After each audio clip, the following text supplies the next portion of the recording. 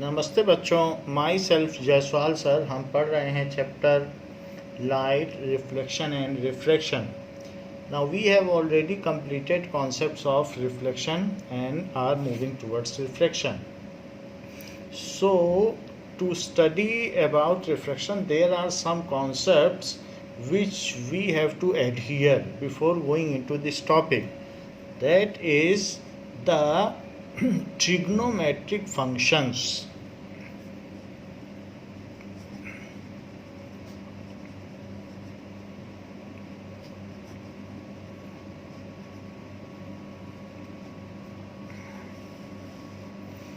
Now, if there is a right angle triangle, so this is right angle triangle, then it is having some angle that is theta. जैसे alpha beta gamma होता है, उसी तरीके से ये Greek letter है जिसको theta कहते हैं, दैट इज थीटा. सो अब ये कोई भी एंगल हो सकते हैं, अल्फा भी ले सकते हैं, ए भी ले सकते हैं. और ये ट्रायंगल है A B C which is right angled at B. Trigonometric functions are the ratio of various sides. It is the ratio of various sides of right angled triangle. Right angled triangle, ये ratio है for a given angle. For a given angle, if angle changes, then अगर मान लीजिए ये angle कम हो जाए, तो चाहे आप ये देख लें कि परपेंडिकुलर बाई बेस है, तो आप इस एंगल को कम कर दें तो उनके बीच का रेशो भी डिफरेंट हो जाएगा. मान लीजिए मैंने इस एंगल को अब कम कर दिया है, दिस इज नाउ डिक्रीज्ड. ये लाइन इस पे गिर गई है, तो ये इस पर अगर फॉल कर गई तो यहाँ तक गिर गया, तो ये न्यू एंगल जो भी होगा थीटा 1, तो उस समय परपेंडिकुलर बाय बेस का रेशो बदल जाएगा, क्योंकि अब परपेंडिकुलर इतना रहेगा, पहले परपेंडिकुलर इतना था. तो इस तरीके से एंगल बदलने से रेशो भी बदल जाया करते हैं. सो इसमें जो भी एंगल है, मान लीजिए प्रीवियस एंगल है, सो टैन एक होता है टेंजेंट, ये इसके रेशोज के नाम है. Tangent of theta it is equals to theta, जो भी एंगल है उसके सामने परपेंडिकुलर है और जिस पर व्यक्ति खड़ा है. मान लीजिए यहाँ पे व्यक्ति खड़ा है और यहीं से कोई चीज़ वो देख रहा है, कोई बिल्डिंग देख रहा है, this is building. Right angle triangle में ये लाइन बिल्डिंग हो गई, building. So ratio of perpendicular upon base, ये परपेंडिकुलर है, ये बेस है और ये हाइपोटेनियस है. सो दिस इज परपेंडिकुलर साइड. जिस पे व्यक्ति खड़ा है वो बेस है और ये है hypotenuse.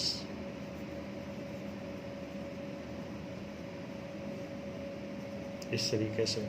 So this is tangent is equals to P perpendicular by B perpendicular by base.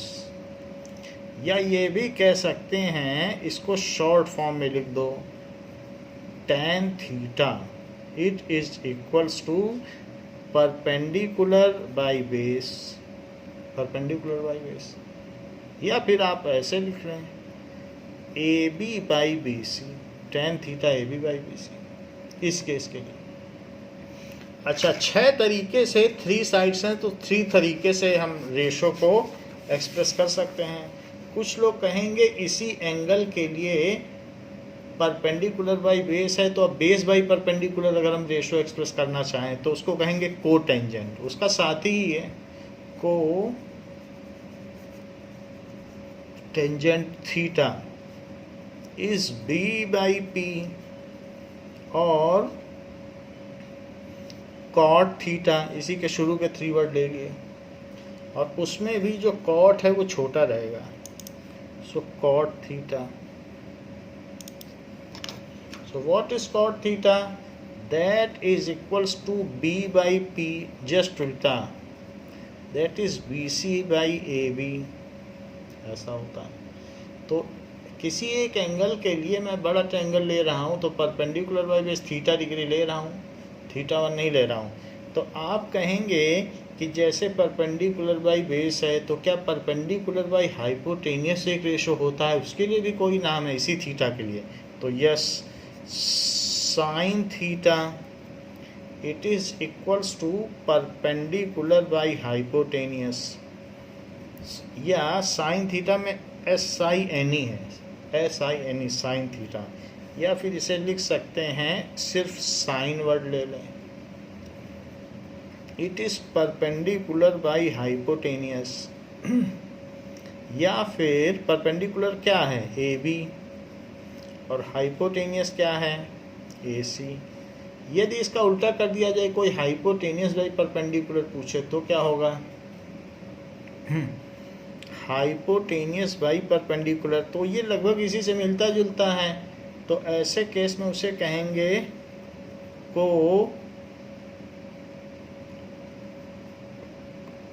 Cosec theta, cosecant. So cosecant इसका नाम है, कोसिकेंट थीटा, तो उसे कोसेक थीटा कहेंगे। That is cosec theta is equals to H by P, and that is, इसका उल्टा है क्योंकि P बाई H और H बाई पी, तो AC बाई AB। और अगर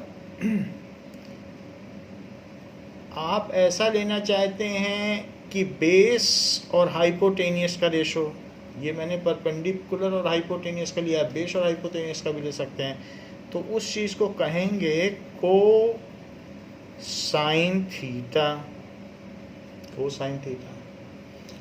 यदि आप शुरू के 3 वर्ड ले लें तो दिस इज कॉस थीटा, जिसमें C छोटा है।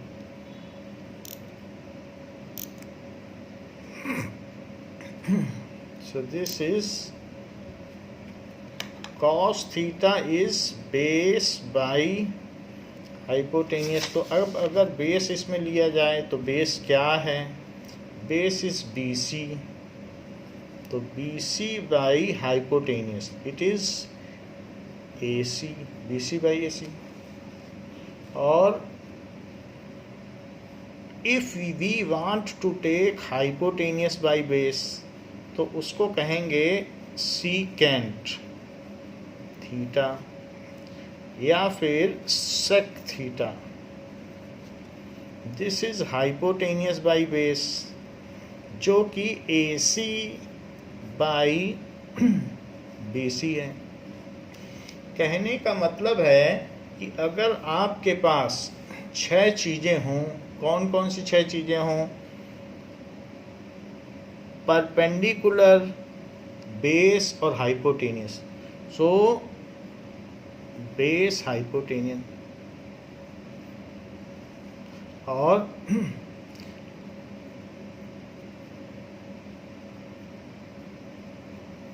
ये देखिए। सो इनके रेशो को हम कैसे एक्सप्रेस कर सकते हैं? P by H, B by H और P बाई B, और इसका उल्टा भी कर सकते हैं। तो P बाई H अगर होगा तो उसको कहेंगे sine, perpendicular by hypotenuse. B by H होगा तो उसको कहेंगे कॉस, और P बाई B होगा तो उसको कहेंगे टेन। इसी तरीके से H बाई P हो गया तो उसको कहेंगे कॉसेक, और H बाई B हो गया तो उसको कहेंगे सेक, और B बाई P हो गया तो उसको कहेंगे कॉट।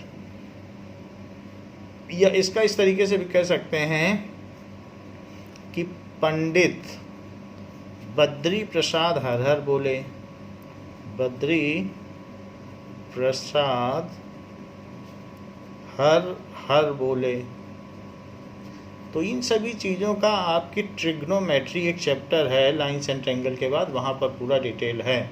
और या P Pandit Badri Prasad upon her हर बोले, पंडित बद्री प्रसाद हर हर बोले। ये भी कह सकते हैं कि पाकिस्तान भूखा प्यासा,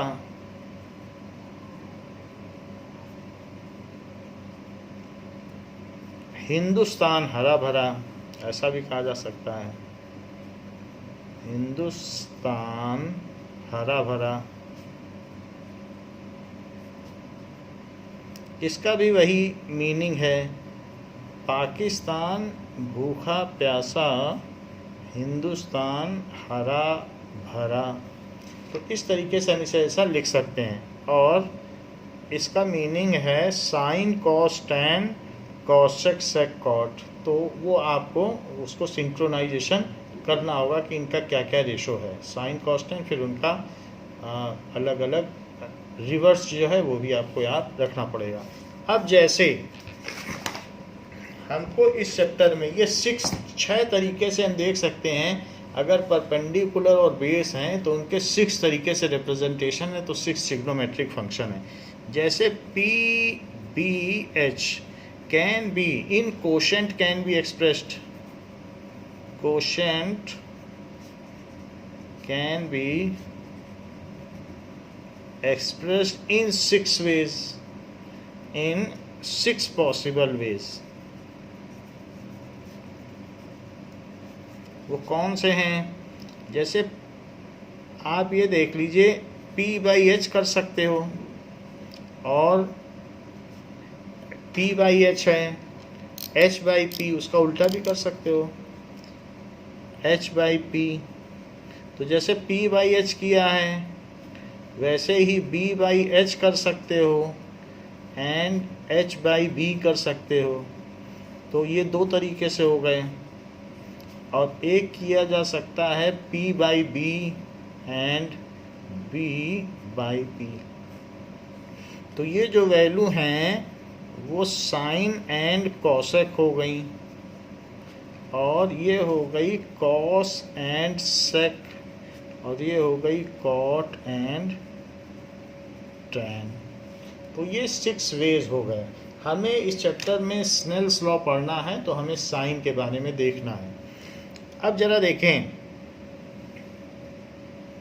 कि ये कई बार आपने ये बनाया होगा, तो खेल खेल में अपने भाई बहनों को ये बात बताई होगी कि अगर ये 4 सेंटीमीटर है तो ये 8 सेंटीमीटर है। अगर ये 30 डिग्री है तो ये इसका दुगना होगा। यानी जब ये 30 डिग्री होगा, ये 2 लोगे तो ये 4 होगा, हमेशा इसका डबल है। सो डबल ऑफ परपेंडिकुलर, ये for 30 degree, double of perpendicular for 30 degree. So ये जो रेशो है परपेंडिकुलर बाई हाइपोटेनियस का, इसको आप साइन के नाम से जानते हो। अगर मैं कहूँ कि साइन ऑफ 30 डिग्री, तो सिंपली मैं पूछ रहा हूँ कि जब एंगल 30 डिग्री है तो परपेंडिकुलर और हाइपोटेनियस का रेशो बताओ। साइन का सिर्फ यही मतलब है, और कोई मतलब नहीं है, कि जब एंगल 30 डिग्री है तो आप मुझे परपेंडिकुलर और हाइपोटेनियस का रेशो बताइए। तो फिर वो यहाँ 4/8 लिख दिया जाएगा, और इट इज़ इक्वल्स टू 1/2। ये चीज़ हो गई। तो अब ऐसे ही हम देखेंगे कि साइन की अलग अलग वैल्यूज़ हो सकती हैं, तो उनके लिए अलग अलग क्या क्या वैल्यूज़ हो सकती हैं। Let us find it out. तो सबसे पहले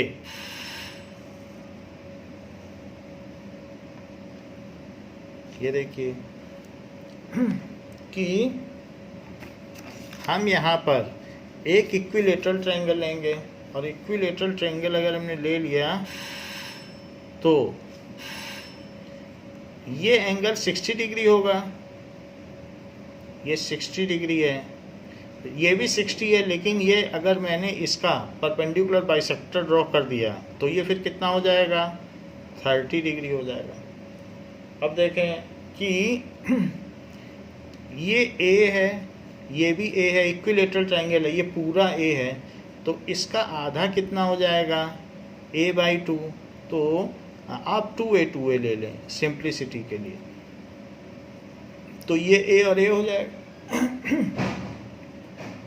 अब जरा देखें तो ए बी सी और ये डी, तो ए डी की क्या वैल्यू हुई, ए डी की वैल्यू होगी ए डी स्क्वायर और plus D C square, it is A C square, लेकिन हमें ए डी स्क्वायर नहीं पता है, तो A D square is equal to A C square minus D C square. So A C square क्या है, 2a का होल स्क्वायर, और ए सी और डी सी स्क्वायर क्या है, a का square. So this is 4a square और माइनस a स्क्वायर, तो ये हो जाएगा 3a square, this is 3a square. तो फिर AD क्या हो जाएगा, that is root 3a square. So this is 3 into a तो पेयर में है तो a बाहर आ जाएगा और रूट 3 अंदर आ जाएगा, तो ये AD हो गया। अब अगर ऑब्जर्वर यहाँ खड़ा है तो साइन 30 देखो, सो साइन 30 क्या होगा, जहाँ ऑब्जर्वर खड़ा है वो लाइन बेस होती है, तो उसके सामने बिल्डिंग होती है, ये है परपेंडिकुलर, तो DC और by AC, so it is DC perpendicular, आपको बताया ना परपेंडिकुलर बाई हाइपोटेनियस AC।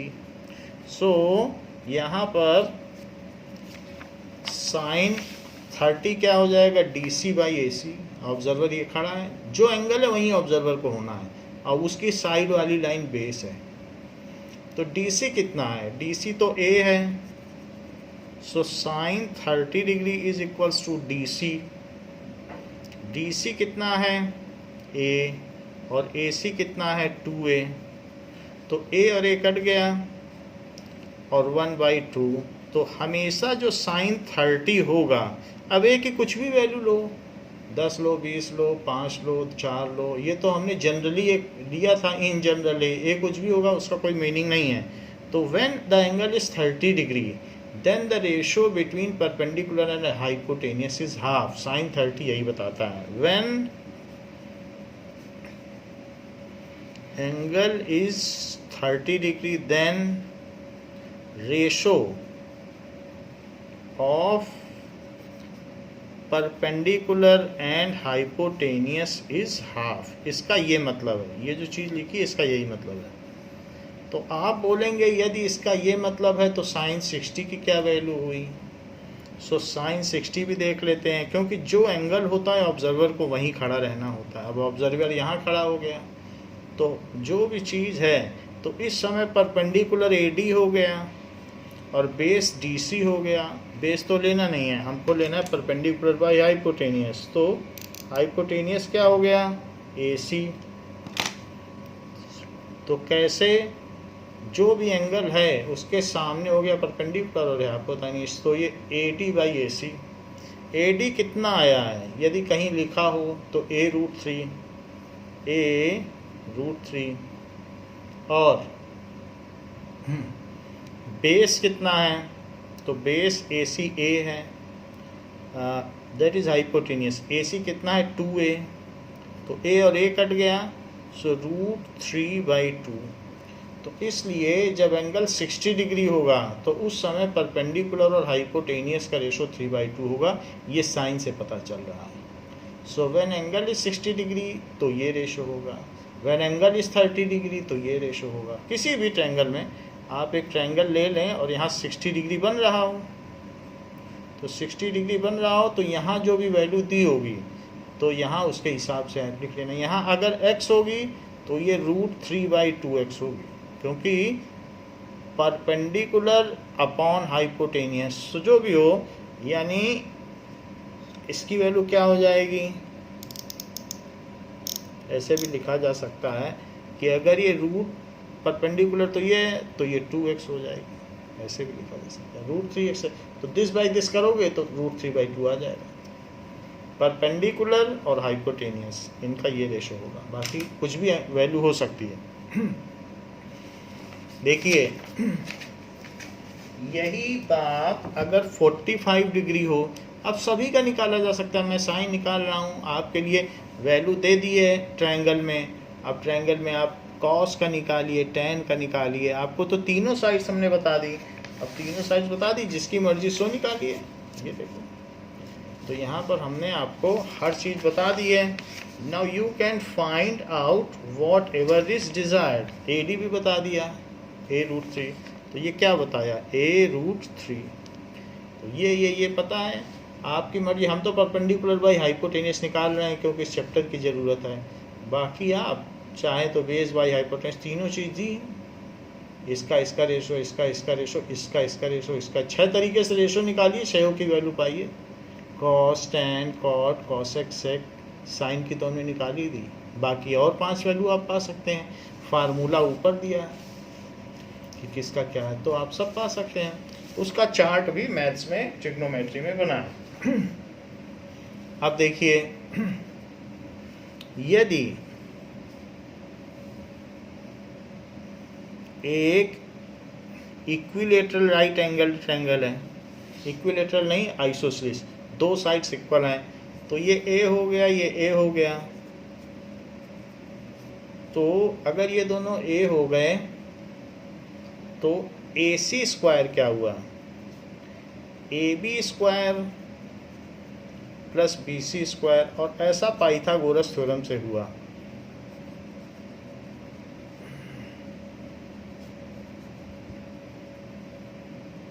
ये चीज हुई। लेकिन इन दोनों की वैल्यू क्या है, a square plus a square, so this is 2a square. यदि रूट निकाल लिया जाए तो AC आ जाए। रूट में अभी 2 है और a है और a है, तो a बाहर आ जाएगा और a√2 आ जाएगा। सो this is a√2।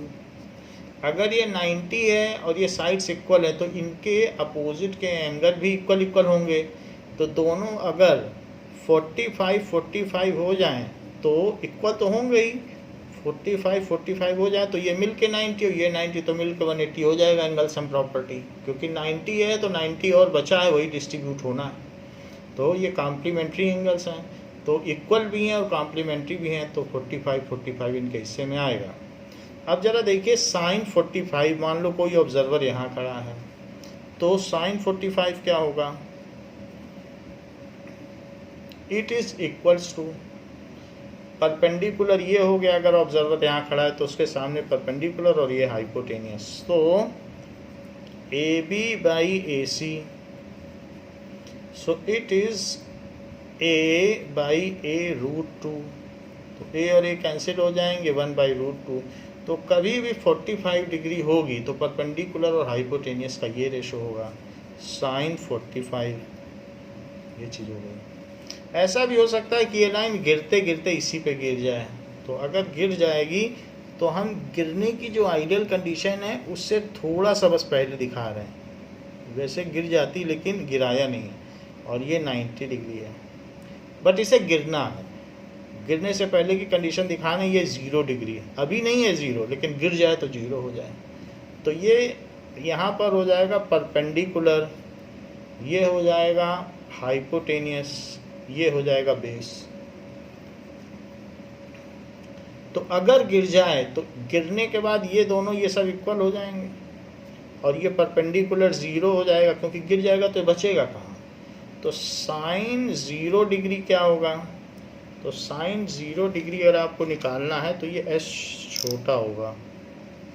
Sign 0 degree is equals to perpendicular by hypotenuse. तो परपेंडिकुलर बचा कहाँ, तो 0 बाई, अब ये सारी साइड्स, इसको चाहे आप a ले लें, हाइपोटेनियस a है, तो 0 by a that is equals to 0। तो साइन 0 की वैल्यू 0 हो गई। और एक ऐसी भी स्थिति आ सकती है कि ये उठते उठते उठ जाए, 90 पहुंच जाए, तो मैं 90 की आइडियल कंडीशन ना लेकर के 89 डिग्री की कंडीशन ले रहा हूँ, जहाँ ये तो 90 है बट ये अभी 89 ही पहुंचा है।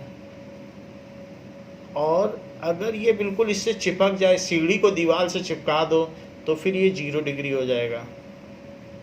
अभी वो होने वाली है, कंडीशन पहुंची नहीं है। तो ऐसे में अगर ये 90 है तो परपेंडिकुलर और हाइपोटेनियस, तो बेस को 0 होना पड़ेगा, ये चिपक जाना चाहिए। तो अब साइन 90 में ऑब्जर्वर यहाँ खड़ा है, so sine 90 degree is equals to perpendicular by hypotenuse, लेकिन ये दोनों इक्वल हो जाएंगे, सीढ़ी दीवार से चिपक जाएगी, तो जो वॉल की हाइट है वही सीढ़ी की भी हाइट होगी, वहीं तक जाएगी। और दोनों को यदि ए ले लिया जाए तो ए बाई ए, सो ये 1 हो जाएगा। तो मैंने आपको साइन की 0 की वैल्यू, 30 की वैल्यू, 45 की वैल्यू, 60 की वैल्यू और 90 की वैल्यू बताइए। तो 0 की वैल्यू है 0, 30 की वैल्यू है हाफ, इसकी 1/√2, इसकी वैल्यू है √3/2 और इसकी वैल्यू ये 90 है, सो इसकी वैल्यू हो गई 1। सो इस तरीके से जैसे मैंने साइन की वैल्यू निकाली है वैसे ही आप बाकी एंगल्स की भी वैल्यू निकाल सकते हैं, और ट्रिग्नोमेट्री चैप्टर में जाके ये टेबल देख सकते हैं कि इसी में मैंने साइन निकाल लिया। अब आप चाहें तो ऐसे ही सारा ऊपर करके कॉस निकाल सकते हैं, तो कॉस निकालेंगे तो ये चीज़ पलट जाएगी 1, जस्ट जैसे किताब का पन्ना उलटते हैं, √3/2, 1/√2, 1/2 और 0, इसको पलट दो। ऐसे ही अगर आपको tan निकालना है इन सब एंगल्स के लिए तो tan के लिए भी निकाल सकते हो। tan 0 की value 0, that you can find out, हमने आपको रेफरेंस ट्रायंगल दे दिए और सबकी वैल्यू दे दी है। तो 30 के लिए 1/√3, दैट इज़ 1√3 और इन्फिनिटी। यदि इसी पेज को आप पलट दो तो उससे कॉट की वैल्यू आ जाएगी।